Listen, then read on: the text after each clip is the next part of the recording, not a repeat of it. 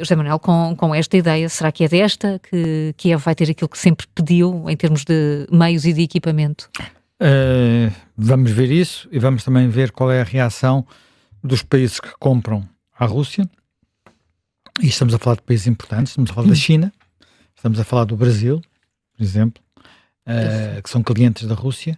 Até que ponto é que eles estarão disponíveis para aceitar, ou para não pressionar Moscou, no fundo, para não pressionar Moscou. Aliás, porque as relações comerciais diretas entre Rússia e Estados Unidos é quase nula. Não, é quase nula, não tem relevância, existe. porque desde que há sanções, portanto isto são sanções secundárias, digamos assim, aos países que compram.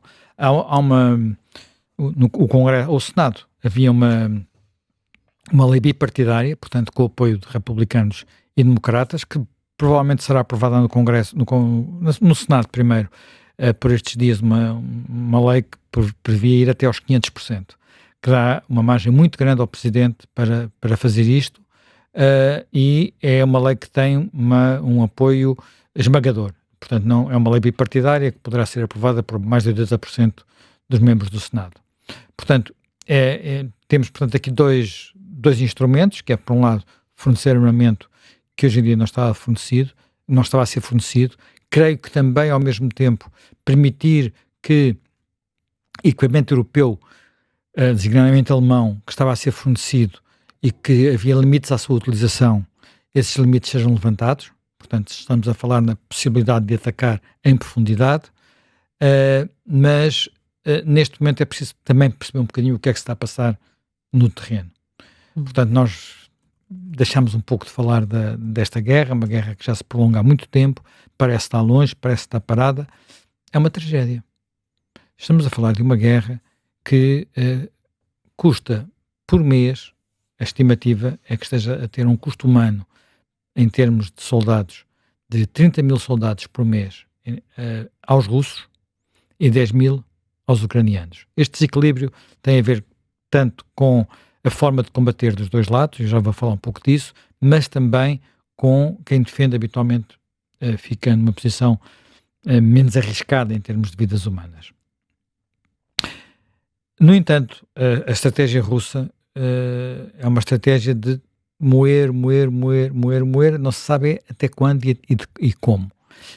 Em duas frentes. Por um lado, na frente de batalha, que é uma frente muito, muito, muito extensa, portanto, entre o sul e o leste tem milhares de quilómetros, literalmente milhares de quilómetros, e por outro lado, atacar em profundidade as cidades.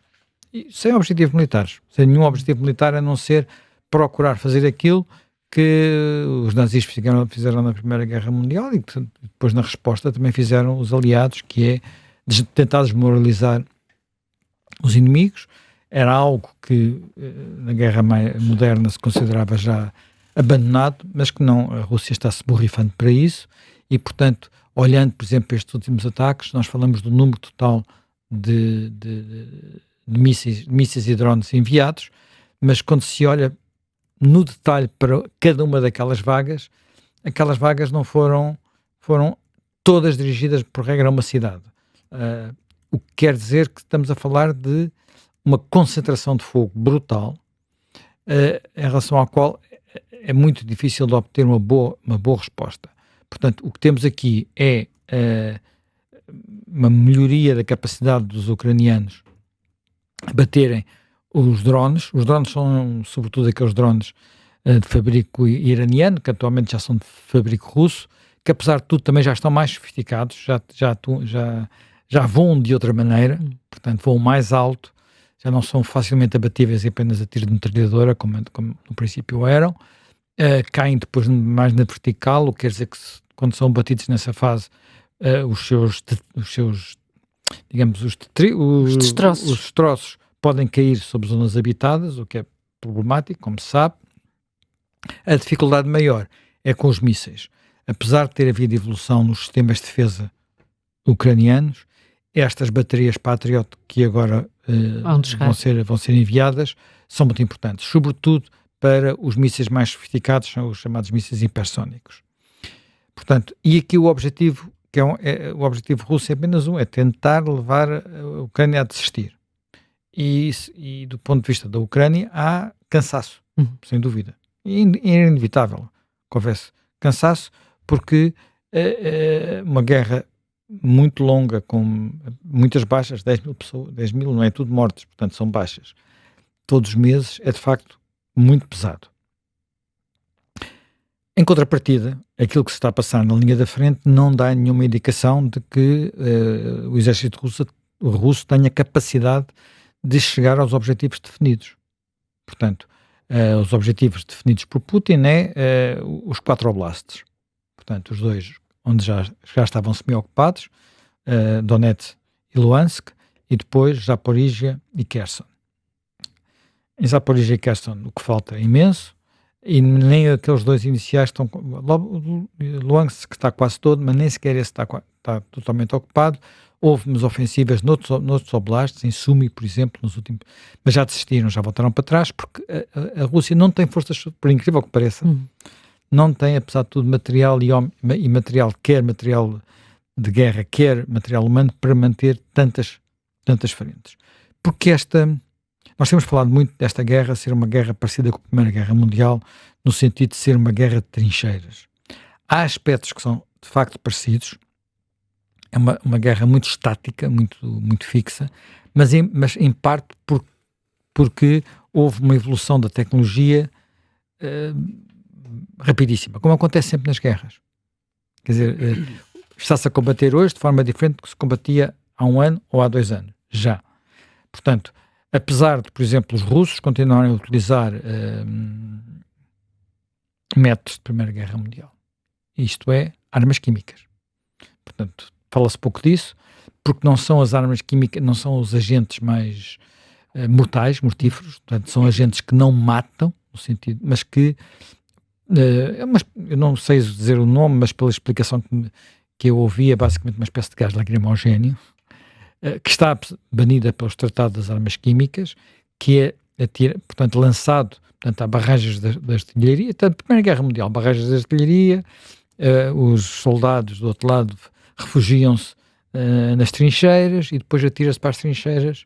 Estes gases podem os obrigar a sair e a seguir virem vagas para tentar ocupar essas trincheiras. Tem tido muito pouco resultado, mas é crime de guerra. Pronto.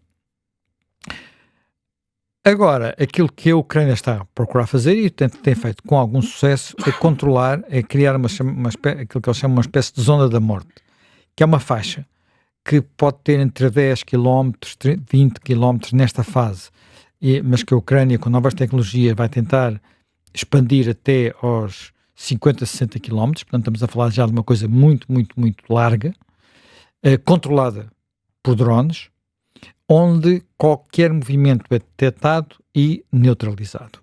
Portanto, de tal forma que hoje já não assistimos nesta... Isto faz lembrar a terra de ninguém da Primeira Guerra Mundial, aquela que nós vimos em alguns filmes, não é? Portanto, há a trincheira e depois aquelas zonas devastadas, onde não há árvores, onde só há arame farpado e crateras de bombas. Não é exatamente a mesma coisa, de forma alguma, mas é uma zona onde, por exemplo, avanços com forças mecanizadas se tornam praticamente impossíveis, porque são logo destruídas. E qualquer capacidade de concentração de forças é logo detectado. Portanto, aquilo que a Rússia tem respondido a digamos, esta forma de defesa através de carne para canhão. Utilização de carne para canhão. Portanto, os ataques são feitos a pé e motorizada. Portanto, para tentar penetrar nas defesas ucranianas. O que tem, entre outras consequências, além de um custo humano brutal, uma eficácia muito reduzida. Portanto, o custo estimado por quilómetro quadrado conquistado, e o quilómetro quadrado é uma coisa que são 100 metros por 100 metros, portanto não é nada do outro mundo. Não, isto é um hectare, desculpa lá, é um pouco mais o quilómetro quadrado. Enfim, não interessa agora, tinha que fazer as contas, 300 metros por 300 metros, portanto é uma coisa relativamente pequena. O custo por, eu disse asneira, quilómetro quadrado obviamente é um quilómetro por um quilómetro, estava aqui a fazer contas de outra forma, disse asneira. Portanto, mas é uma área pequena, portanto, se for uma área diferente, 3 km por 300 metros, por exemplo, isto custa, em vidas humanas aos russos, 30 homens. É uma brutalidade. Portanto, são números, esses sim, parecidos com aquela brutalidade, enfim, não chegam aos números da Primeira Guerra Mundial, mas são brutalidades como os números da Primeira Guerra Mundial. Portanto, e não houve, não há anos, em nenhuma frente, nada que se pareça com aquilo que, apesar de tudo, foram os resultados de algumas ofensivas da Primeira Guerra Mundial. No último ano de guerra, as primeiras portanto, enfim, para a memória das pessoas, na Primeira Guerra Mundial, as primeiras ofensivas foram alemãs, com um custo humano brutal, mas conquistavam, às vezes, enfim, quando conseguiam apanhar de surpresa o outro lado, podiam avançar 20, 30, 40 km num dia. Isso não acontece naquela frente na Ucrânia. Depois os contra-ataques, a mesma coisa, e depois, no fim, a partir do verão, com a chegada em força dos americanos, ou a entrada em força dos americanos, a balança virou ao contrário e, portanto, as ofensivas passaram a ser dos aliados. Mas mesmo assim, repara, Primeira Guerra Mundial, depois daqueles anos todos ali de combate, nunca houve combates no território da Alemanha. Foram sempre no território da França e da Bélgica, sobretudo, da Flandres. Portanto, nunca avançaram. Nunca, mesmo nos contra-ataques, nunca, digamos, as tropas dos aliados, alemãs, francesas, americanas e britânicas, entraram na Alemanha. Muitas pessoas não têm noção disso, mas foi um bocado o que aconteceu. Agora já aconteceu algo diferente, não é? Os ucranianos já estiveram dentro da Rússia. Sim. Pronto. Portanto, temos aqui esta situação. Aquilo que me dizem é que, por exemplo, a tecnologia dos drones, um drone que hoje está, digamos, é o up-to-date, daqui a 3 meses está desatualizado, já tem que ser uma coisa diferente. Portanto, o nível de desenvolvimento e inovação é muito enorme. rápido, e aqui os ucranianos têm a vantagem, conseguem fazer isso mais depressa, porque têm, nomeadamente, quer dizer, não só acesso digamos, a tecnologias e a materiais, chips, por exemplo, com mais facilidade, como terão também uma capacidade de inteligência humana, não é? Portanto, melhor. No entanto, isto é uma evolução muito rápida e a ideia que há, até porque resulta um pouco das declarações, nomeadamente as declarações de ontem, do Trump, é que haverá um esforço muito grande da parte de Putin para não fazer nada, pelo menos até setembro ou outubro, que é enquanto há a possibilidade de manter a guerra no terreno, no sentido de conquistar o máximo possível e criar uma situação de facto em que vá para as negociações com maior controle de território. Quando nós conhecemos a forma como se está a combater, é difícil imaginar que seja possível algo, por exemplo, parecido àquelas ofensivas, volta à Primeira Guerra Mundial, às ofensivas de primavera do Ludendorff, que era o marechal alemão, que de facto chegaram muito longe e depois voltaram para trás outra vez. Imagina-se que isso seja difícil de eles conseguirem, porque agora nunca há efeito de surpresa. Tudo se detecta e tudo é feito devagarinho, digamos assim. Se a Rússia não conseguir isto, prolongar para o ano que vem, dir-se-á, a Rússia consegue sempre tudo. E tem conseguido sempre tudo nos últimos tempos. Primeiro, não é claro que isso possa acontecer eternamente, porque é um facto que a economia russa se adaptou e provavelmente se adaptou melhor do que era a expectativa que nós tínhamos, mas está com crescentes dificuldades. Isso não quer dizer que vai haver uma revolta popular. Não. Estamos muito longe disso, é muito difícil acontecer qualquer coisa desse género na Rússia. Mas cria mais dificuldades ao regime, obviamente. E depois há um problema que já se notou algumas vezes, que é, para Putin, aquilo que tem sido a maior dificuldade é as mobilizações. Estamos a falar de ir buscar carne para canhão, não é? Portanto, isso faz relativamente bem as zonas rurais, afastadas, mas nos centros já não é a mesma coisa, e a Rússia já mostrou em algumas alturas que não tem carne para canhão suficiente. Precisou dos norte-coreanos em Kursk. Sim, Portanto, e que continuam a apoiar. continuam a aparecer, enfim, poucos do ponto de vista de serem capturados, mas continuam a aparecer. Portanto, há de facto aqui algumas dificuldades. Agora, será que isto que aconteceu, a viragem da opinião de Trump, tem aqui dois aspectos relevantes. Primeiro, será suficiente para reequilibrar a balança? E, por outro lado, ele não mudará outra vez de opinião daqui a uns tempos. Eu creio que há sinais de que Trump já percebeu que não tem caminho, porque isto já vem de há uns tempos, não é? Portanto, não foi de um dia para o outro. Já há uns tempos para cá que ele tem vindo a dizer e tem vindo a repetir que as coisas com Putin não estão a correr como ele imaginava que iam correr. Questão de porque é que ele imaginou que iam correr assim, enfim, a cabeça dele é uma coisa um pouco misteriosa, mesmo e temos de ter sempre em atenção esse lado misterioso, porque muitas vezes não se consegue perceber a lógica por trás daquilo. Quem esteve na primeira administração, quem esteve em algumas das conversas com Putin, conta coisas um pouco assustadoras da forma como se passavam essas conversas. Uma senhora chamada Fiona Hill, que foi conselheira de Trump na primeira administração, tem contado coisas sobre isso. Mas agora tudo é diferente. Lembrem-se que quando foi o Irão, aquela frase, eu tenho problemas consigo, já é muito reveladora.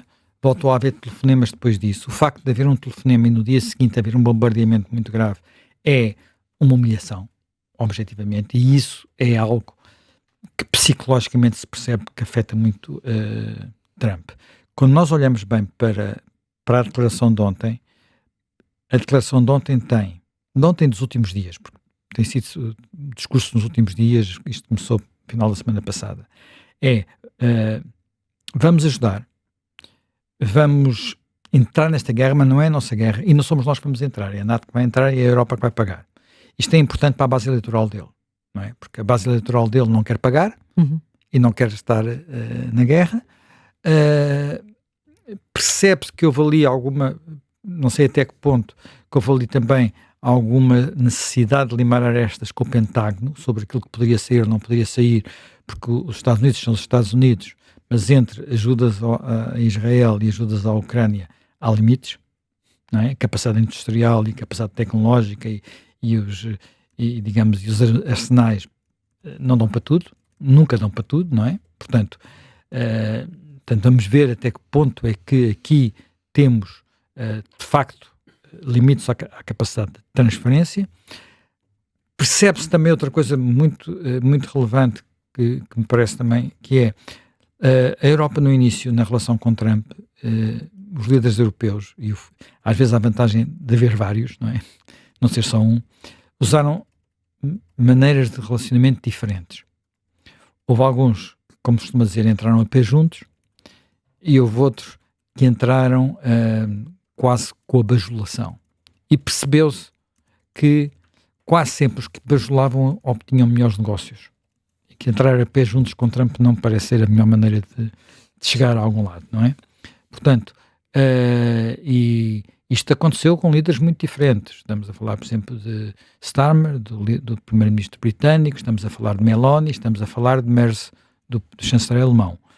Todos eles com esta percepção. E agora, o superlativo disto tudo é o Mark Rutte, que tem sido até daddy, chamou ao Trump e ele ficou deliciado. E ontem a conversa de imprensa, até pela linguagem corporal, é muito interessante. E porque, repara, Mark Rutte não esteve só com aquela disposição, era igual àquela que nós vimos com o Zelensky. Tínhamos o Trump, tínhamos ao lado o Vance, depois tínhamos o Marco Rubio e depois tínhamos o Peter Hegseth, o da defesa. Era exatamente igual. Do outro lado não sei bem quem é que estavam, não os reconheci. Mas, e depois o Mark Rutte voltou às televisões ontem à noite, nos Estados Unidos, sempre com o mesmo registro, e esta ideia de que, até porque entretanto se criaram condições na NATO e na Europa, na NATO e na União Europeia para poder fazer isso, que é mandem-nos o que nós não temos, que nós pagamos, é muito relevante. deixa-me só acabar agora com um ponto que me parece também relevante e que nós não podemos esquecer, que é aquilo que a gente pode considerar o endgame. Como é que isto pode acabar? Sim. Temos de ter, apesar de tudo, os olhos nisso. Pode acabar como aquilo que nós gostaríamos que acabasse, isto é, com o restabelecimento das fronteiras da Ucrânia. Quer dizer, realisticamente, não. Como é que nós podemos olhar para um resultado que não seja esse? Como uma derrota ou como uma vitória? E quer dizer, do ponto de vista do direito internacional é uma derrota. Do ponto de vista daquilo que eram os objetos de uma derrota para a Europa, para os Estados Unidos, para nós, pronto. Do ponto de vista daquilo que eram os objetivos de Putin, não é. Porque repara, se acabar assim e tivermos uma Ucrânia estabilizada, enfim, perdeu uma parte do seu território, mas estabilizada, a desenvolver-se e passado mais tarde ou mais cedo entrar na União Europeia, com acordos, não é integração, mas acordos com a NATO, isto é algo que vai contra tudo aquilo que é a visão da grande Rússia de Putin. Essa visão não desapareceu. E desse ponto de vista é muito importante que isto aconteça. E é muito importante que isto aconteça porque agora pode ser que as coisas mudem um bocadinho com aquilo que foi decidido na NATO e com os investimentos que vão ser feitos. Mas Putin nunca escondeu aquilo a que vai. Repara, ele nunca escondeu aquilo a que vai. E ele, há duas coisas que ele faz. Não esconde aquilo a que vai e não hesita na brutalidade. E nos métodos. E nós devíamos saber isso desde 1999. Devíamos saber isso desde a Segunda Guerra da Chechênia. Não só pela brutalidade dos meios utilizados, como pelo pretexto utilizado.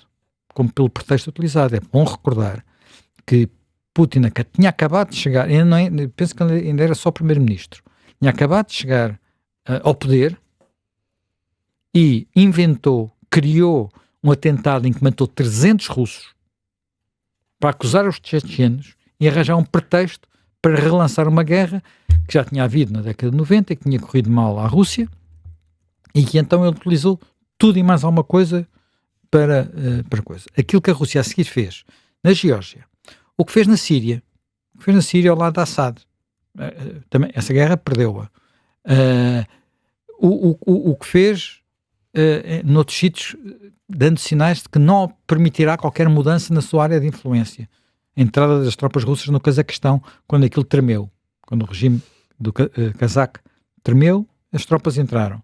Enfim, não houve aqui ocupação, depois voltaram a sair, mas é um sinal de que não permite, quer dizer, a forma como também interveio no Nagorno-Karabakh, a pressão que mantém, tudo isto remete para o passado e para o imaginário de alguém que, como dizia o seu próprio ministro Lavrov, quando se quer perceber o que vai na cabeça de Putin, pensa em Catarina Grande e Pedro Grande, não pensa em outras referências. E quando se pensa nisso, pensa-se numa Rússia que tem uma ideia onde há claramente um desejo de voltar à sua esfera de influência, à sua esfera de domínio, seja direto, ocupando, seja indireto, como é o caso da Bielorrússia. E aí há vários países que já foram Rússia e que estão hoje na NATO.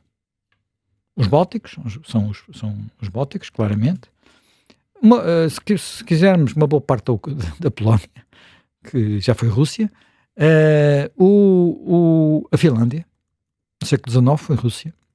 Portanto, até ao princípio deste século, a Finlândia não era independente. Portanto, tudo isto pode, quer dizer, a Finlândia acho menos, digamos, eu diria, hoje por hoje menos provável. Mas, quando nós pensamos em termos globais e aquilo que é a visão do mundo de Putin, que ele não esconde qual é que é, há muitos russos nos países bálticos. Muitas minorias russas nos países bálticos. Assim como há, e com uma situação estranhíssima, na Moldávia. A guerra da Crimeia do século XIX, os acordos de Paris que fecharam essa guerra, trataram, entre outras regiões, dando-lhes autonomia, enfim, daquilo que na altura ainda estava no Império Otomano, mas era a ambição russa, a Moldávia e a Bessarrábia. Bessarrábia é mais ou menos ali aquela zona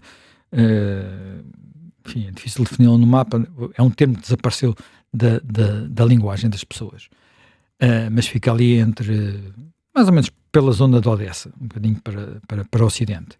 Portanto, isto é o mundo de Putin, que é o mundo em que ele que remete não apenas para estas duas figuras, como para a figura de Stalin, que continua novamente a voltar às cidades, enfim, um aeroporto que voltou a chamar-se Stalin, coisas desse género. Portanto, isto é um mundo, a cabeça, digamos, a mundovisão que ele tem. Portanto, há sempre uma ameaça latente. E desse ponto de vista, a ameaça existe.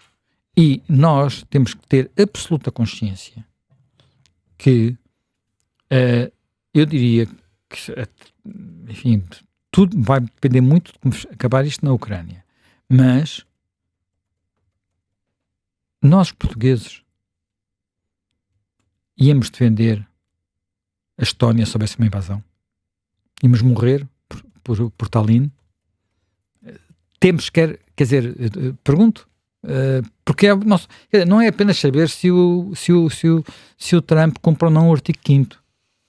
É saber se o conjunto dos países da NATO está disponível para isto, para uma coisa dessas. Portanto, preparado para isso. Ou se acham que aquilo a Estónia é um pequeno país que quase nunca foi independente, não é? Portanto, que nós nem conhecemos. Agora conhecemos a Kaja Kallas, que é uma senhora simpática, que é porta-voz para os assuntos externos da Comissão Europeia, de quem eu gosto muito. Mas, independentemente disso, e mais, tu sabes quantos abrigos antibomba subterrâneos tem a Finlândia? A Finlândia tem abrigos para 4,5 milhões de pessoas, num país de 5,5 milhões de pessoas e que tem muitas regiões quase desabitadas, em que provavelmente não é necessário abrigos. Portanto, a Finlândia está como Israel. Sim. A Finlândia está como Israel. Nós temos noção disso. Quantos abrigos há, e não tive a ouvir uma coisa sobre isso, quantos abrigos há no Reino Unido? Que é um dos objetivos, claro, para Putin sempre obcecado com o Reino Unido. Nem sequer para os comandos militares há abrigos suficientes. Nem sequer para os comandos militares, se houvesse um ataque. Os países estão com atitudes diferentes. Estão com atitudes diferentes, estão a pensar de forma diferente e não estão a imaginar que seja possível acontecer, porque nós também não imaginávamos, quer dizer, até ao dia da invasão da Ucrânia achámos que não ia acontecer, não é? Até os próprios ucranianos não acreditaram logo na informação que lhes foi passada pelos americanos. E, portanto, infelizmente, o mundo não é exatamente o mundo que nós queríamos que fosse na sequência da queda do Muro de Berlim, fim da Guerra Fria, íamos estar todos aos beijinhos por aqui adiante, mas não é assim. Não é assim. E é cada vez mais claro que há uma parte do mundo feito de ditadores e de pessoas com tentações autocráticas que está a apoiar a Rússia, não é? A China disse que a Rússia não pode perder na Ucrânia. Disse a semana passada, nos negócios estrangeiros. Bem, a Coreia do Norte já nem se fala. O Irão agora está bastante enfraquecido, mas foi fundamental para esta operação de guerra da Rússia. A Rússia não é uma grande, quer dizer, não é uma grande potência e há muitas zonas que podem ser ameaçadas. A Rússia tem um pé ainda na Noruega, num arquipélago que pouca gente conhece, chamado Svalbard, mas onde tem direitos mineiros, que ficaram da Segunda Guerra Mundial. Não é uma coisa pequena, foi um arquipélago que foi ocupado pelos nazis, porque é estratégico do ponto de vista das rotas, aquele fica muito a norte, fica para lá do Círculo Ártico, mas não tem gelos permanentes.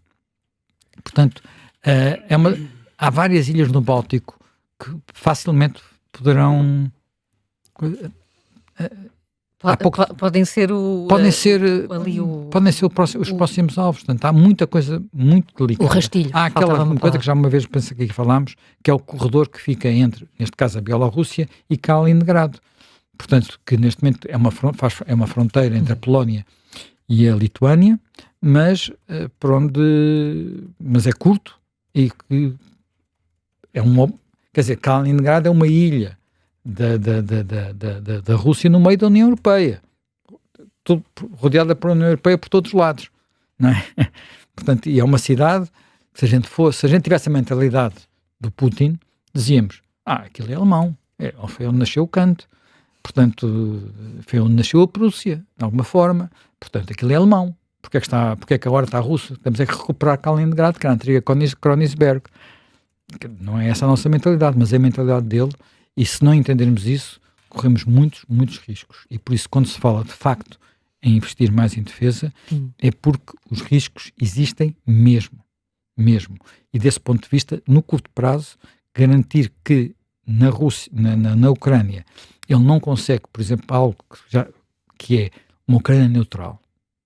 Isso sim seria abrir o caminho para ele cumprir parte da sua agenda, e isso seria uma derrota. Desnazificar.